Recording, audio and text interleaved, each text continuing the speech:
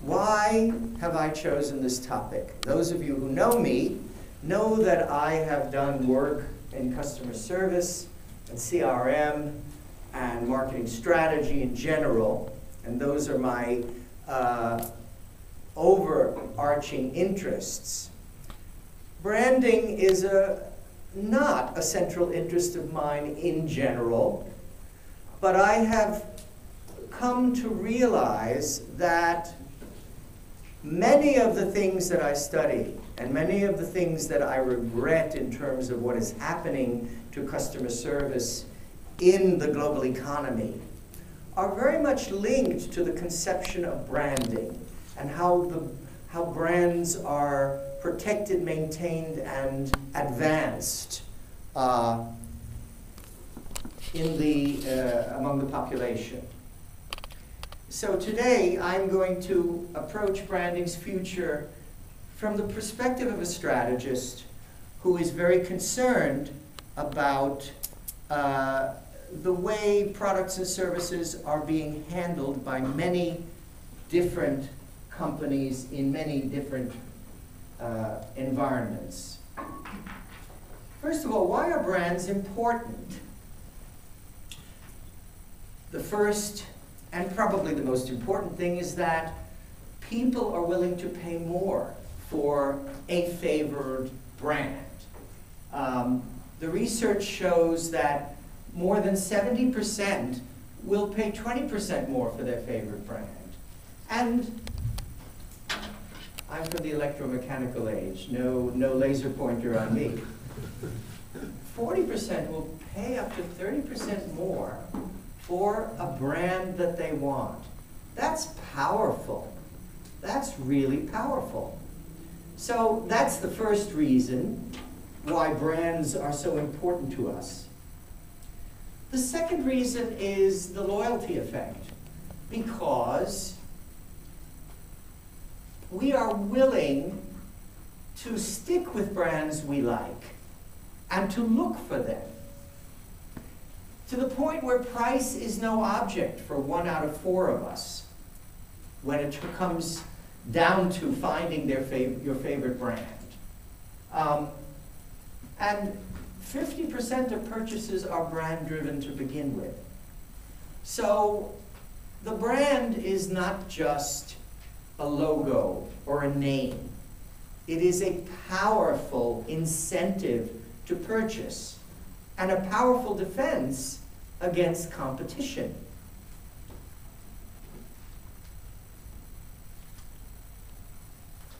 Now, there are other, probably more difficult to quantify reasons why brands are important. By the way, I am not a talking head. If you have a question or comment, by all means, raise your hand and interrupt me. I was hoping that this would be an interactive session.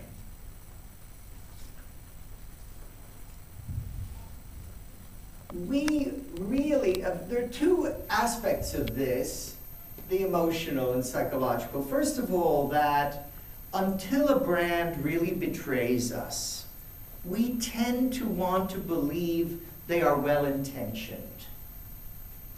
And it doesn't matter whether it's an airline or a hotel or a candy bar or a computer or a call center that we may be using to outsource.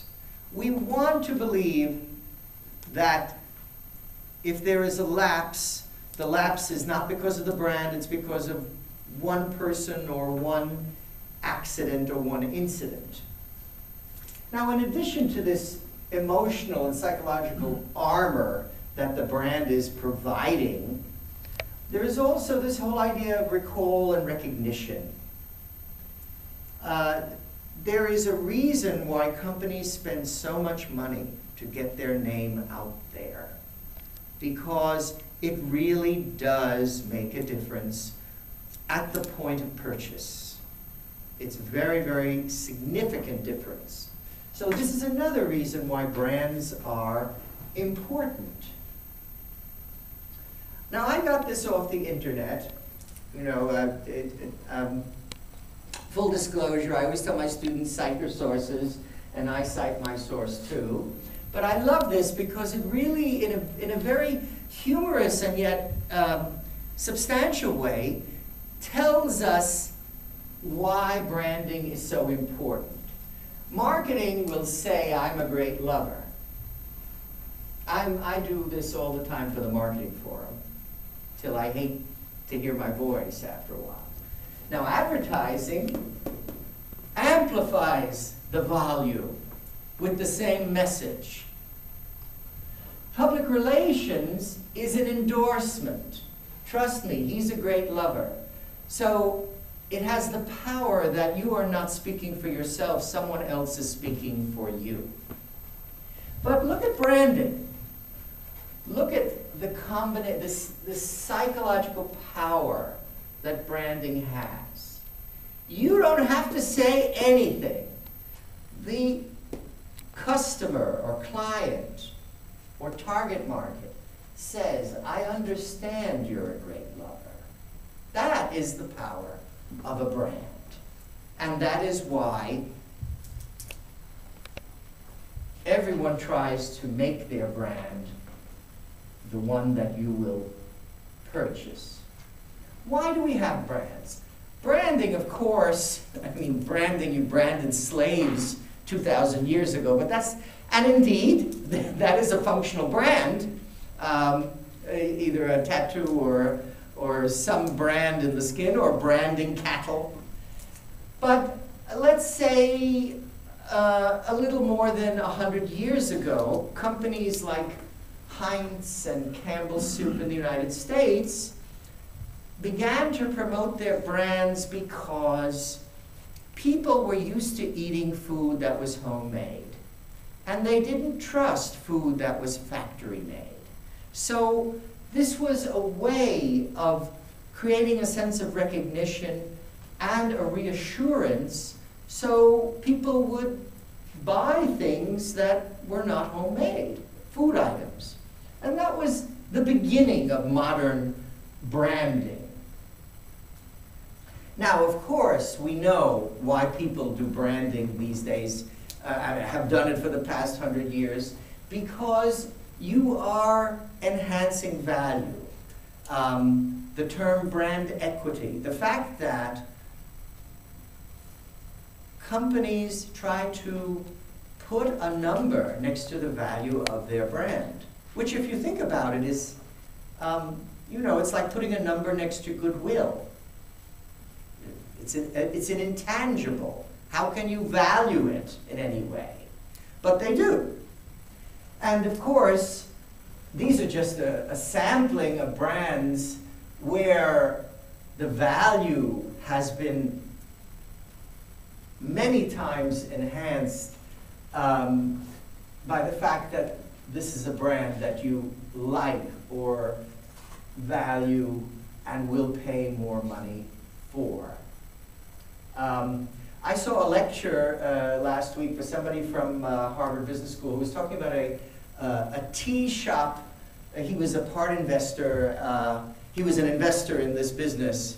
I think it was called Chai Fast or something like that in India. And basically they were competing with Starbucks coffee, selling a cup of fresh brewed tea at 1/10 the price of what Starbucks would be selling their coffee for, but paying their employees the same. A very interesting type of model. But anyway, the point is that Starbucks, you know, Starbucks is a wonderful brand, a very emotional brand, but the joke about it 10 years ago or so was that what did Starbucks do? They enabled, or they convinced you to pay $3 for a 50-cent cup of coffee. And you can say things like that, but that's where the brand comes in. Now, during the past 20 years, we've had so many more brands and supermarket shelves, and the messages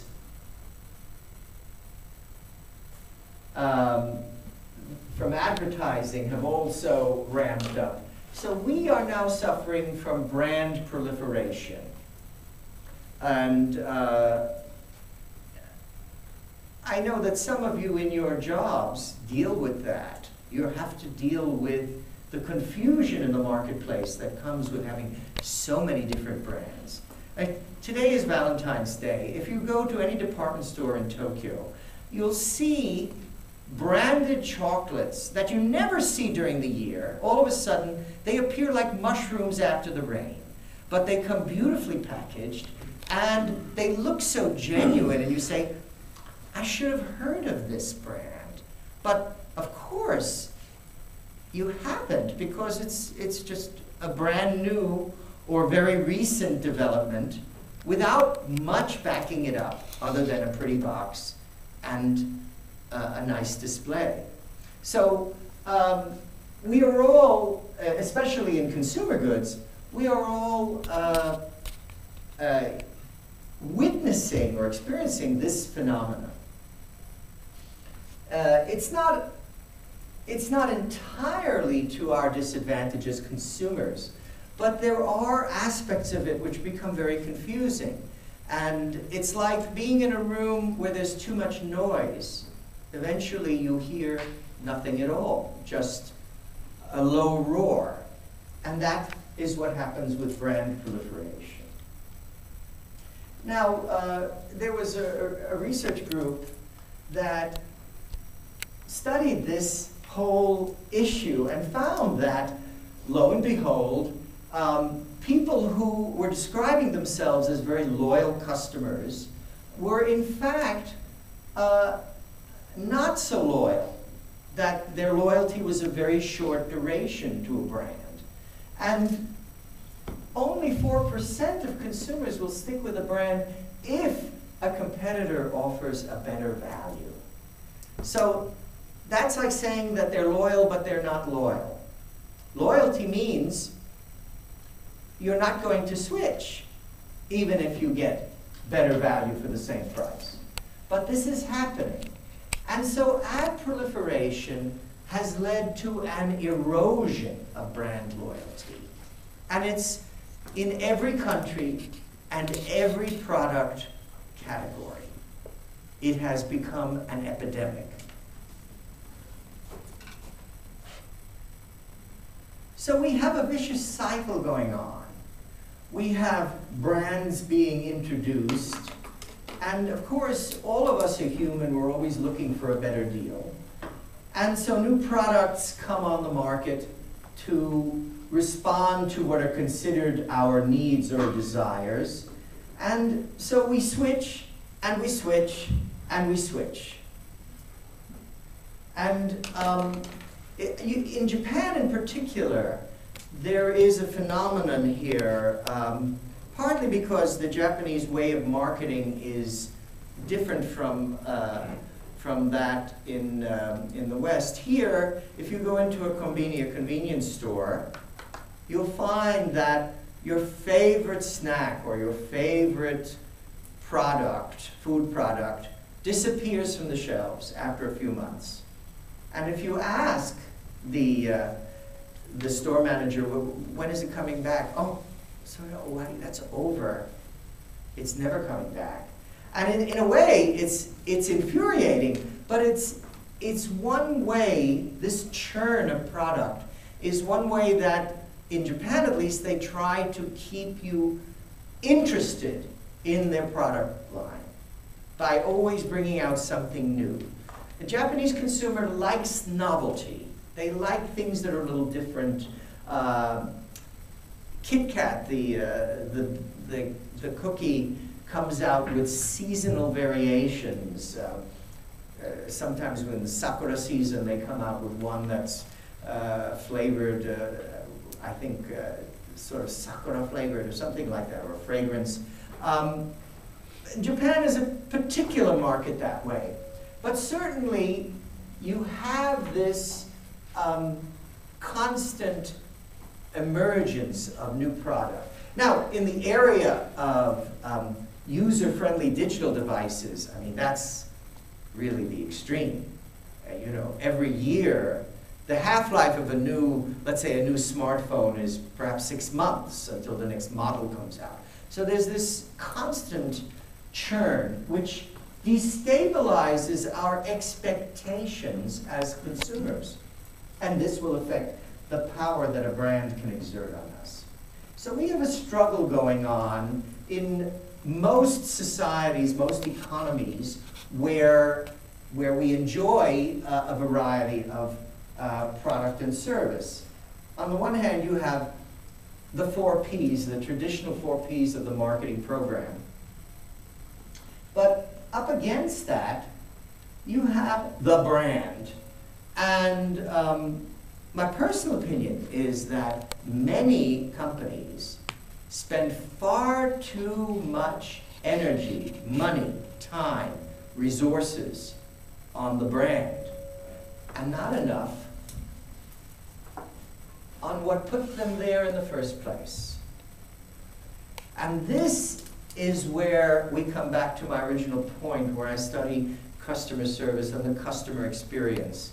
The fact that a brand is only as good as the consistency of the experience your customer can enjoy when they purchase your product or service.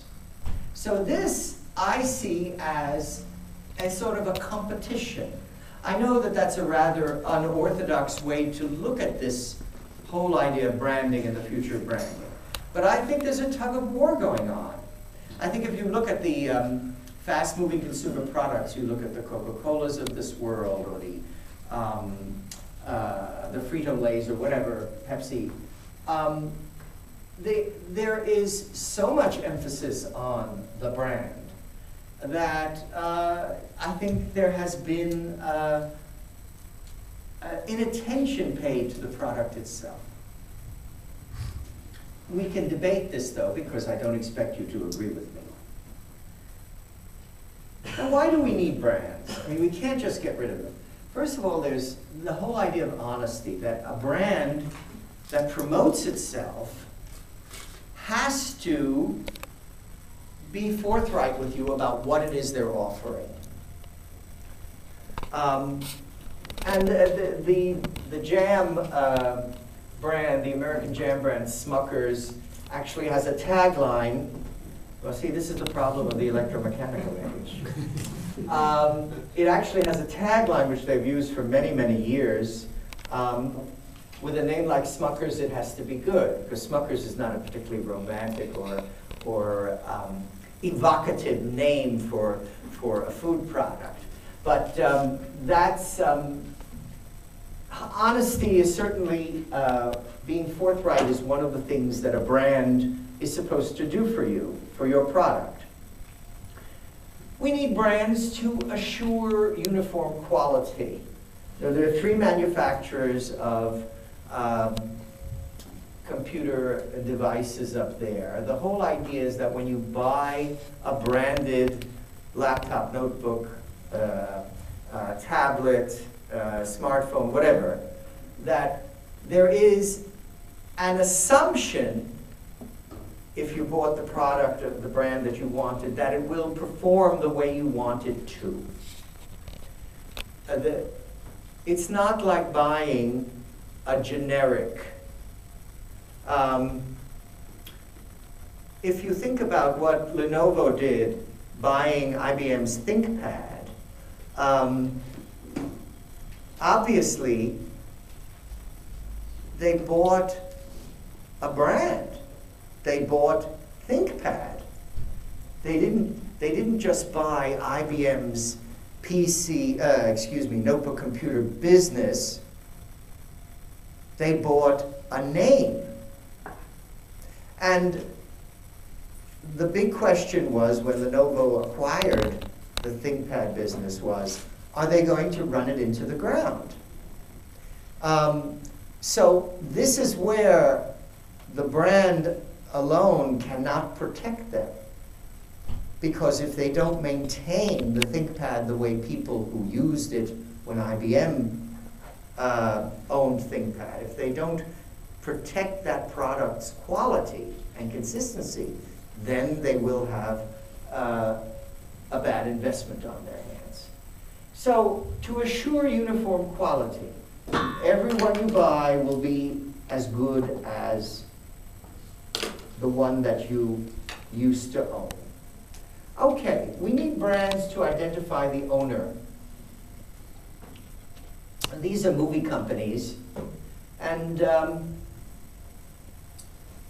you know, what does it matter, really? Obviously, the old Hollywood studio system is gone, but the brands, except RKO, of course, but we still have 20th Century Fox, Warner Brothers, and we have sort of MGM, in a way.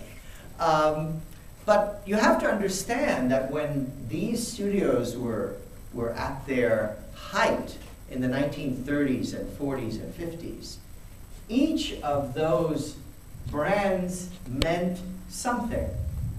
The style of the movies they produced were actually different. In other words, there was real content to the brand meaning. It meant something. Just to give you an example, because this is a subject I love and an industry that I have studied to some degree, Warner Brothers was the only studio during the 30s and 40s that supported President Roosevelt. In other words, all the other studios were basically in the Republican Party's camp. And Warner Brothers was in the Democratic Party camp. And of course, you had a Democratic president for 4 terms. And Warner Brothers movies tended to be very populist. They were always sort of showing people who were of lower socioeconomic class. Their dialogue often used the sort of slang that people who lived in even in slums in the United States, in American major cities would use. So there was a style. MGM, on the other hand, was trying to promote musical fantasies and had a very different style. So the brand meant something, and it identified what you were about to see. We also need brands to hold producers responsible for product performance. These are all automobile manufacturers, and the brand is a promise that you will not have trouble. The Cadillac brand, which has come back over the past few years from a very, very steep decline, was a brand that up through the 1960s evoked luxury and safety and gravitas, very heavy car like a tank. But they did not protect the product performance. General Motors did not. And Cadillac declined precipitously in the 1990s and have only come back recently. So we need brands to hold producers responsible for product performance. We need brands to differentiate. This is the function that most people think of when they think of brands. It's to differentiate yourself from the other competitors in the marketplace. And here, this is a nice example. A Scotch tape in the United States, unlike in many other countries, it isn't called sellotape or cellophane tape. It's called Scotch tape. The way tissues, facial tissues in the United States, are sometimes referred to as Kleenex, using the brand name to refer to the generic product type. But here, in this old, very old ad, we see the tape with the plaid is the best to be had. America's #1 cellophane tape. And here it's just Scotch tape. So differentiation is a major function of branding, and it's what most brand managers aim for. Why do we need brands? Well, brands help create this emotional bond with the product or with the service. Now, I thought about, which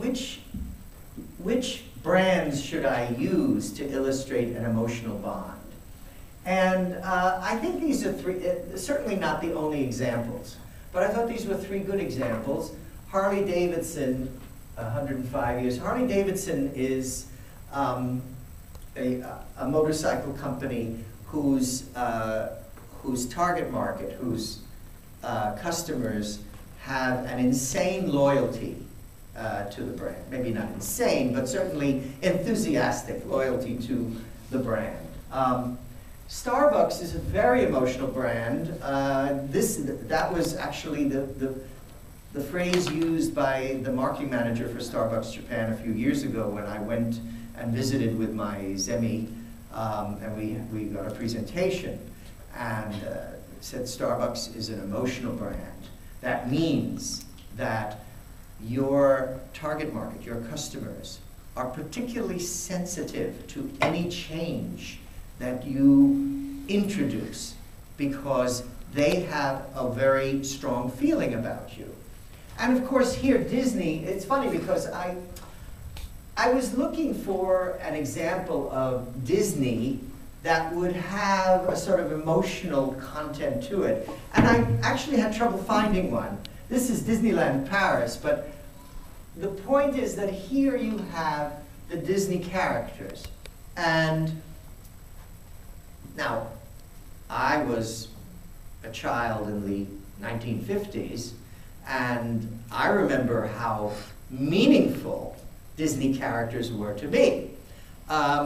So I use this as an emotional, an example of a very emotional bonding with the product.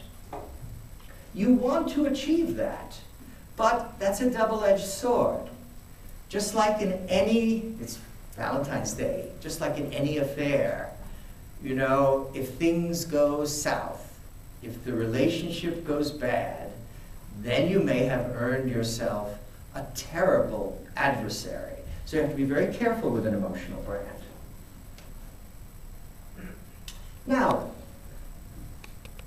we create brand relationships. More and more you hear talk of this, that we must create a relationship with our target market.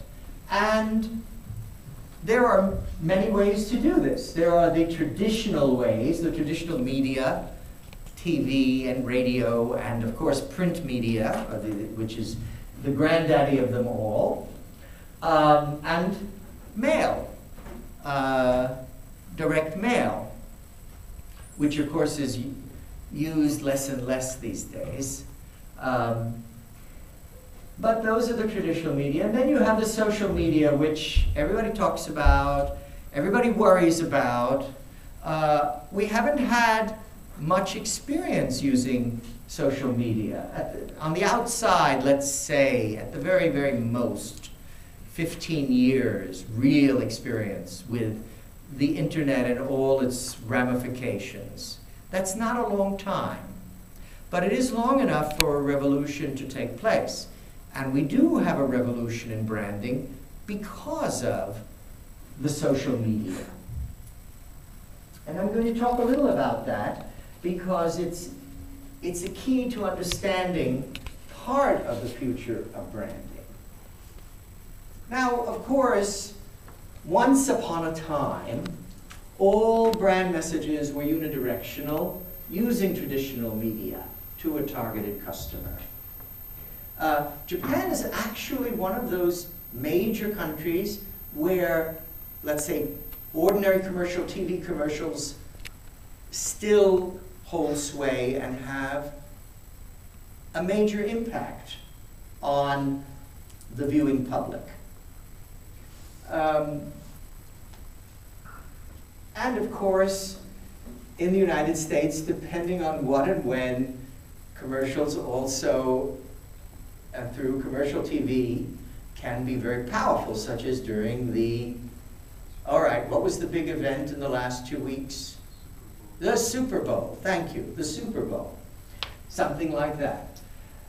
The social network, by the way, how many of you, this is my market research, how many of you have seen the movie, The Social Network? Raise your hands, please. I ask this in my classes, and most of my students never raise their hand, and I always tell them, go see it. It's your life. Go see it. Well, here I see at least half of us have seen it, so you get a thumbs up from me.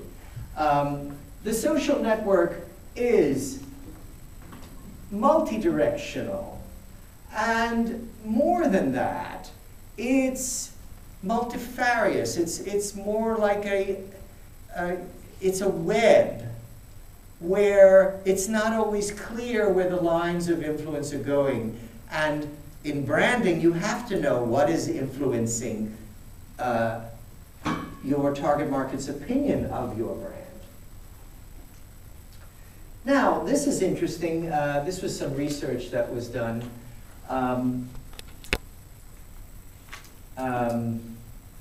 about how marketers perceive their customers' engagement with their brand. So here we see, and I can't use this anymore, so we'll just put this to the side. Here we see how marketing executives evaluate how strongly each of these various means influence their measurement of customer engagement. So the first one, if your customer forwards or shares ads or other content online, 49%, that means half of the marketing executives polled felt that this is a way of measuring your customer's engagement. Discussions or mentions on social media sites, that's even more so. 58% feel that that's a good indicator. 29% feel that a proactive effort to connect with the brand is a sign that their customers are engaging.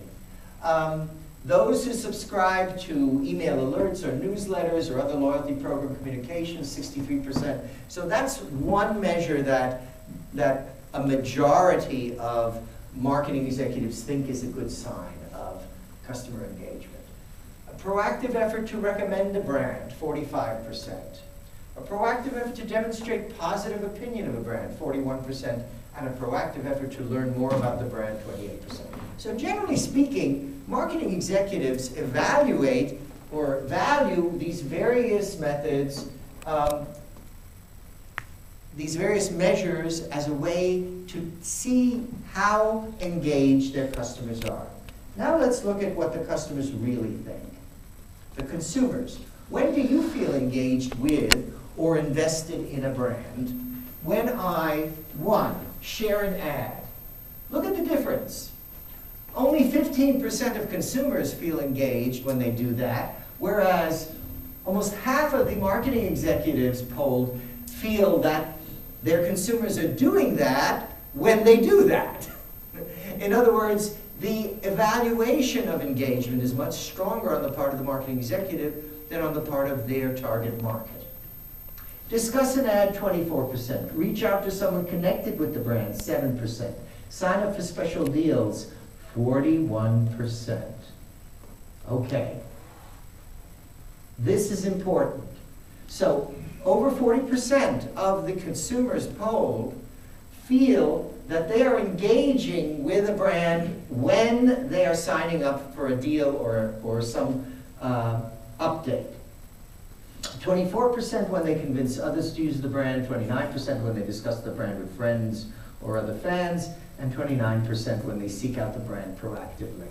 But generally speaking, the marketing executive's evaluation is stronger than the consumer's evaluation of their own sense of engagement. Yes? I would note on that last slide. Oh, sure. Just a second. Let me go back. Yes? That I can't see from here. Well, I can't even see from here. That's why I was reading it off. The consumer's preference point is the only one that actually drives the consumer to an actual transaction. That's right. I mean, it's, as simple as that. Yeah. So there's a disconnect of a sort here. Let's look at some more of the data, the metrics that marketers rely on. We're in the age of big data. Marketers are increasingly, they are increasingly looking at the decision-making process as a matter of counting rather than listening. So here, the marketing executives, which of the following metrics do you use to track and or measure social engagement?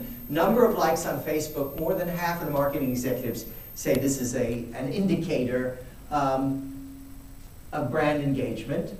41% say the number of friends or fan page members on Facebook, and 36% say the number of Twitter followers. So those are pretty general types of metrics, and there's not a surprise there. But now look at this. The consumers, when do you feel engaged with or invested in a brand? When I like it on Facebook, 30%. Only 30%, whereas 55% of the marketing executives think this is a sign of engagement. Join the fan club on Facebook, 13% versus 41%. Follow on Twitter, 7% versus 36%. Here again, what is the pattern? The pattern is not that the consumer doesn't consider these things measures of being engaged, but rather that perhaps the marketing executives are over-relying on the power of these metrics. That maybe, just maybe, this may not be the ultimate answer if you're a marketer. So let's look at how consumers use social media channels, because it's relevant to understanding the future of branding. Amazingly, positive comments tend to outnumber negative comments about products. I had a bad experience, and I think I know why this is the case, because I thought, oh, I'm gonna add my 2 cents on their homepage. And I didn't, because it's a nuisance. You have to be really angry to do it. But even if they're positive, what has happened with social media is it has raised the expectations of the target market. So because everything is instant everywhere with the internet, they expect answers very quickly to their queries or solutions to their problems. They want instant gratification, 1/5 of all the respondents. 1/5 also want short time before things are resolved. So there is a speeding up. Now what happens when you have a speeding up? And this is where my customer service hat has to be put on. If it's speeded up and the expectations are higher, then the evaluation of the service is likely to be less positive, because the company can't always respond as quickly as the internet would indicate they should be able to. So you have that friction arising.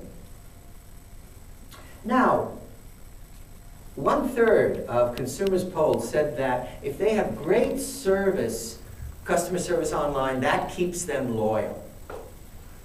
Now, the next thing is something, a number I want you to remember. 2/3, 67%, want offers and discounts. The top expectation they have when they like a product or company or a brand is to be eligible for exclusive offers. This is very strong evidence. Keep it in mind, please. This is the only thing I expect you to remember from what I've said. You will be tested. Now, when consumers also like to share their experiences, this also is a high number, 60% like interacting with others who share their consumer experiences. Again, I'm from the electromechanical age. I will read what people write on Amazon and other sites, and I say, my God, do these people have so much time to waste that they can comment about they like this product or that product or the other product? But it's part of our modern consumer culture, and I acknowledge that I am not, the majority here. And it's something that marketers must take into account.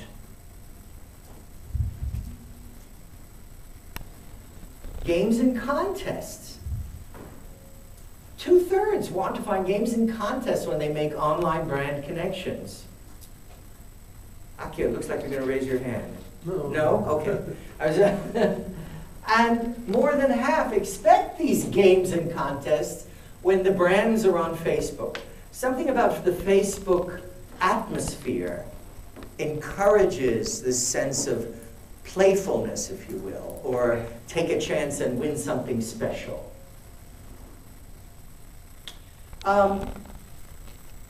And consumers want more brand experiences, 40% of them. Now, if you look at the people who use social media, these are not my numbers, I got them from a source, but the point is that this is not a surprise that just about half of social media users are the people there in the back in the cheap seats. People from high school through graduate school in age, up to 34. But what's really interesting to me as a marketer are these next two categories. Now we know that many of the people on Facebook, and not to mention Twitter, I'm not on Twitter, but you know, I know. How many here in the room are on Twitter? Raise your hands. Well, that's quite a few actually. So, but we know that these people over 45 years of age are also using social media and also have to be reached with social media for the purposes of supporting a brand. So the moral of this story is you should not equate social media use only with a young demographic. And this is very important for the branding's future, because Japan, the United States, well, in order, Japan, Europe, the United States, are going to look increasingly like this over the next 10 to 20 years. And you will have to cater to these people, and don't think that just because we were born in the electromechanical age that we don't know how to send an email or to have a page on Facebook. It's a very important lesson marketers must learn. Now, this is why marketers, or the percentage of marketers who feel that their customers like or engage with the brand when they do the following things. They want to be heard. This is, remember, the marketers say that our customers want to be heard. 41% of the marketers say our customers want to be heard. 40% say they want to track news or information. 33% say they're looking for incentives or rewards. Now, what did I say you had to remember? The one thing you had to remember from this lecture? Everybody already forgot. 67. Okay, what was the 67%? Sasaki-san. 67, the customers who want a benefit from the company. You get an A. Yeah. Very good. They wanted something special, something extra. 2/3 of the consumers polled wanted that. But only 1/3 of the marketers think that their consumers want that. Big difference. Big difference.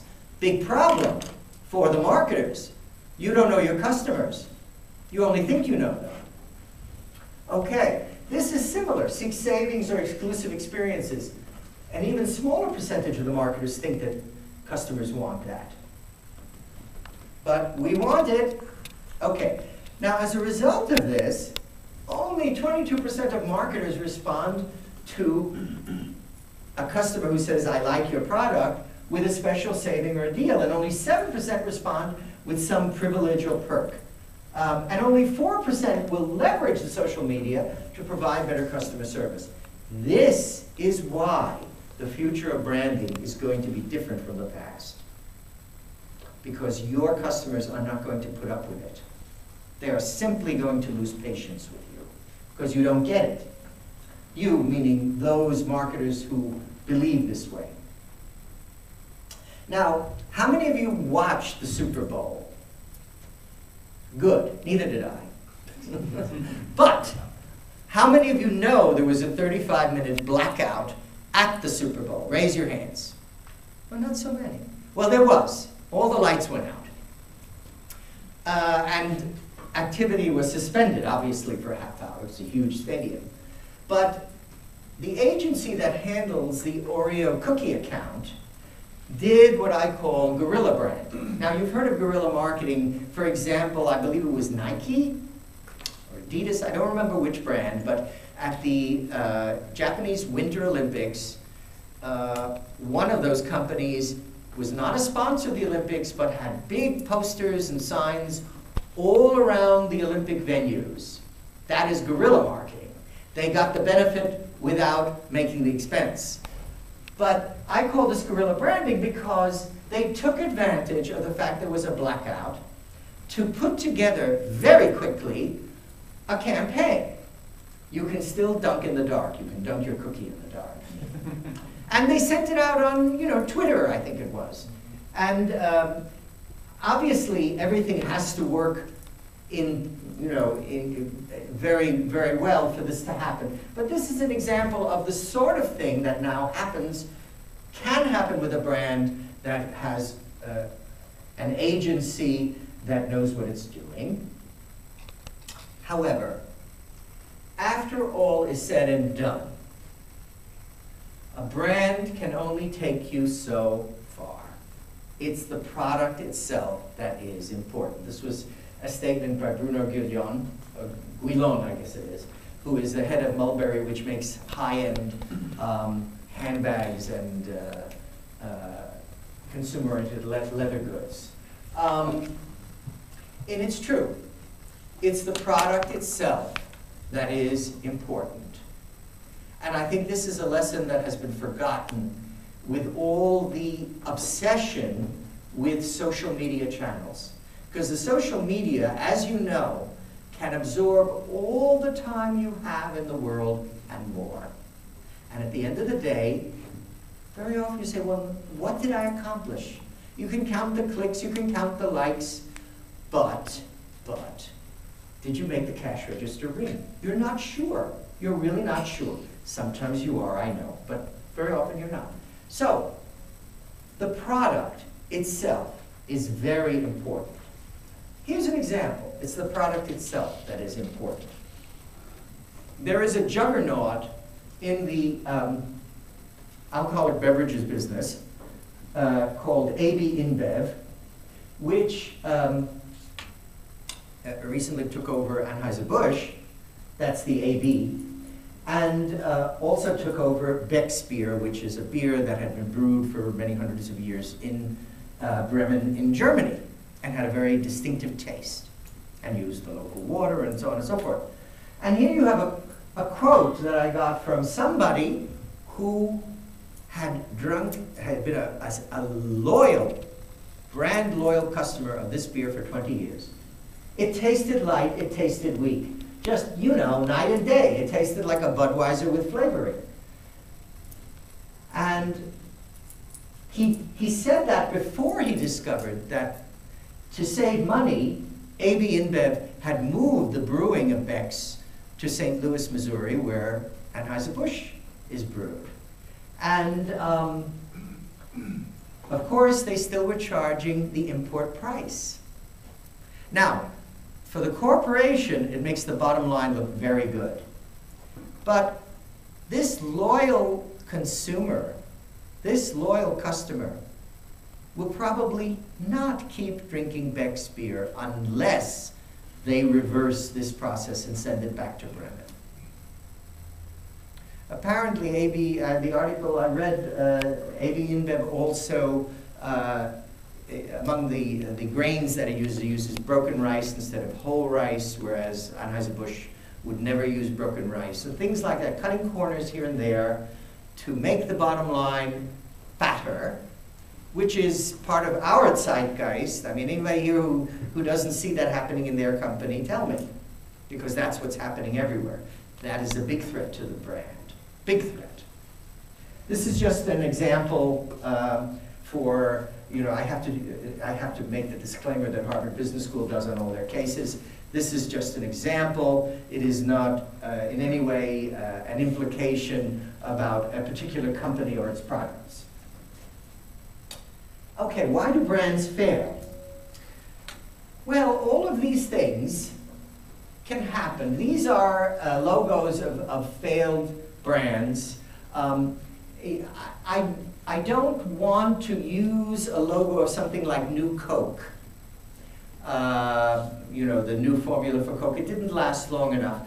What I did use were the logos of brands that did succeed. New Coke never succeeded.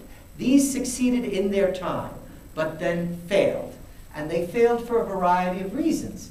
They took their customers for granted, or they underestimated competition. Kmart certainly underestimated competition, or there was a brand ego or arrogance in their behavior, such as Merrill Lynch, or a lack of objectivity about your product. In the case of Zenith, of course, Zenith was basically acquired, if I'm not mistaken, by Panasonic for the purpose of eliminating the brand. Zenith was the top-of-the-line television manufacturer in the United States in the 1950s, 60s, into the 1970s. And then, no, it wasn't Zenith. It was that was a different brand. I correct myself. They acquired, not Magnavox. You know the brand that Panasonic acquired? Well, what is it? Was it Zenith? Yeah. It was Zenith. Oh, I thought it was Quasar. I thought it was Quasar, but Quasar may have been, Quasar I thought was Magnavox. In any event, the point is that you can be acquired out of existence too. A brand erosion can occur because of performance failure. You just no longer can perform good in a form that's satisfactory so that your target market remains loyal to you.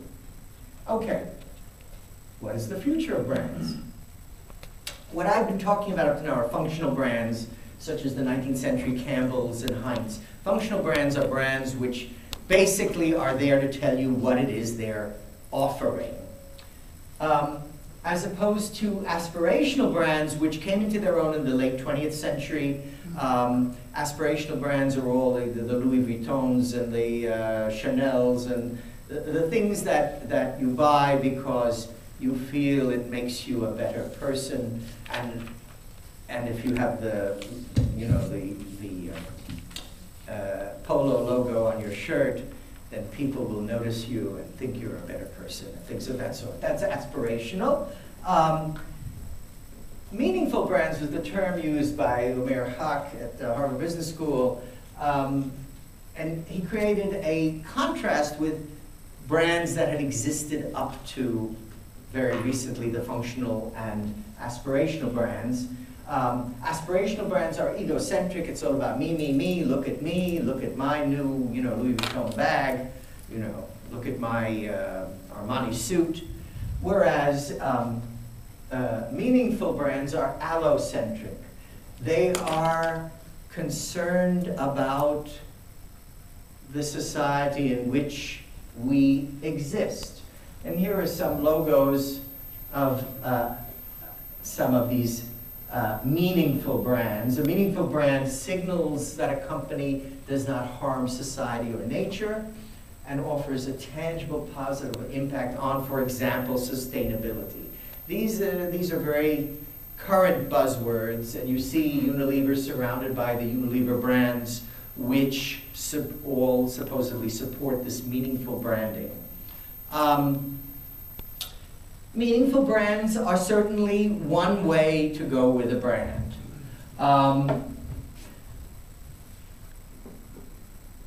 But then there's the unbrand, and this I thank my students for. They happen to see this blog first.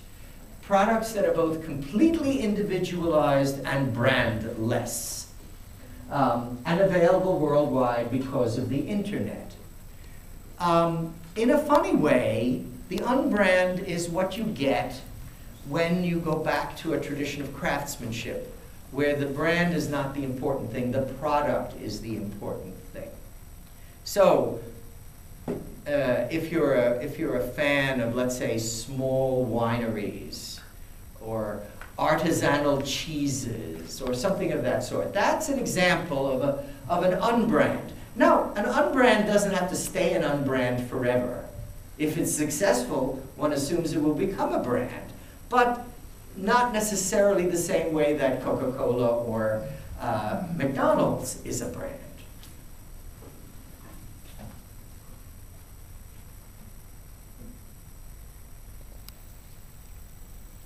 We're all, most of us in this room, are frequent travelers, and here it found that only 8% always stay at the same hotel brand, and only 14% always fly the same airline. So value for money is more important than loyalty schemes. This is, and by the way, the loyalty schemes are not as good as they used to be for, let's say, frequent flyers. So in fact, you have airlines that are devaluing what they tried to build loyalty with in the first place. So you have a sort of contradictory type of activity going on. All right, this quote I took from Branding Strategy Insider, but it talks about what the future of brands is. Not one size fits all. I highlighted the phrases that I thought were critical to understand. Embracing diversity of individuals, communities, and cultures around the world. I find that tells me nothing. Absolutely nothing. What they're saying is that the brand should adapt to the culture it's in. I like my way of saying it better. Not an age bracket, appealing to a mindset. Well, that's definitely the case, appealing to a mindset. It's not to say that demographics doesn't matter. Demographics do matter. But the mindset is the thing you should be trying to understand. The variety of communication channels, this multi-channel communication, is one reason why corporations are going crazy trying to build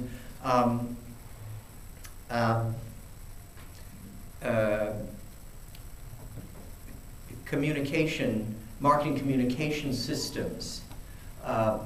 Just think of it this way: if you're a multinational, you have to have websites in maybe 50 different languages, and they have to be consistent. But at the same time, they have to be culturally accommodating of the country they're in. And this might be a contradiction. So this is truly something to look at seriously. And to act quickly and sensitively, the Oreo example is an example of acting very quickly. And acting sensitively, well, that's a harder one. That requires you understand your target market, and we saw from the data that many marketers don't really understand their target market. So what is the future of brands? First of all, transparency is very important. I'm going to go give examples of each of these, so let me just put them up on the board. And I will go through them quickly. First of all, transparency was defined by the CEO of K-Splash as building trust and honesty for a skeptical customer base. Customers are more skeptical than ever, and you must be transparent. Keeping the product promise. Here you'll have to bear with me a little bit. I have an example of, from Domino's Pizza. All right. I am from the electromechanical age, remember that. Be kind. All right, here we go. There comes a time when you know you've got to make a change. You know, you can't lead a company like this unless you love food. I love food. I love pizza. It was about 50 years ago that they started the first store just about 5 miles from here. Two brothers had a great idea, and they also said they wanted to get it delivered within 30 minutes, and that's something that no one said could be done. In fact, the first pizza delivery vehicle for our company is that vehicle right there. Around the 80s, we were exploding. We were the fastest growing company in the history of franchise business. Nothing had ever grown like that. Now we're almost 9,000 restaurants around the world. We love what we do at Domino's. Pizza, where's the love? How are it? Bread, sauce, cheese, fresh ingredients. Doesn't feel like there's much love in Domino's pizza. Domino's pizza crust to me is like cardboard. Is it hard to watch stuff? Yeah, it's hard to watch. I hear what some folks are saying about our stuff. Oh, this smells bad. Worst excuse for pizza I've ever had. The sauce tastes like ketchup. Totally void of flavor. You know what? When you first hear it, it's shocking. The cardboard complaint is the most common one. This we hear over and over and over. I mean, that hits you right in the heart. This is what we've done. This is what I've done, you know, for 25 years now. You can either use negative comments to get you down, or you can use them to excite you and energize your process and make it a better pizza. We did the latter. Most companies hide the criticism that they're getting, and we actually faced it head on. Some people didn't get us credit for the taste of our product. That's what we're fixing. We listen to our consumers and they want us to be better and we want them to be happier. We want people to love our pizza. This is what's driving us. This is what's lit the fire under us. This is what's making us want to get better. Who are we? It's been crazy down here. We had our best chefs working hard to find the best combination, looking at 10 crust types, 15 sauces, dozens of cheeses. You can't just add a little salt or add a little something to the recipe. I mean, we basically had to start over with a new recipe. And they were working day and night and weekends to get it done.